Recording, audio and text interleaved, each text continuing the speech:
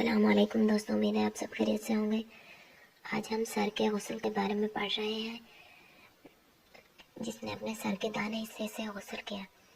ہم سے خلاد بن یحییٰ نے بیان کیا، انہوں نے کہا کہ ہم سے ابراہیم بن نافع نے بیان کیا، انہوں نے حسن بن مسلم سے روایت کر کے وہ صفیہ بنت شیبہ سے وہ حضرت عائشہ رضی اللہ تعالیٰ عنہ سے آپ نے فرمایا کہ ہم ازواج مطہرات میں سے کسی کو اگر جنابت لاحق ہوتی تو وہ ہاتھوں میں پانی لے کر سر پر 3 مرتبہ ڈالتی،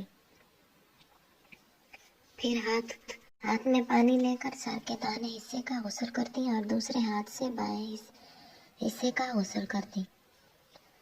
آج کی ہماری یہ ویڈیو یہاں پر ختم ہوتی ہے۔ امید ہے ویڈیو پسند آئی ہوگی۔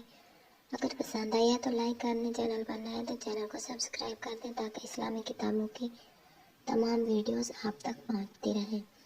ہم اپنی اگلی ویڈیو کے ساتھ پھر آپ کی خدمت میں حاضر ہوں گے، تب تک کے لیے اللہ نگہبان۔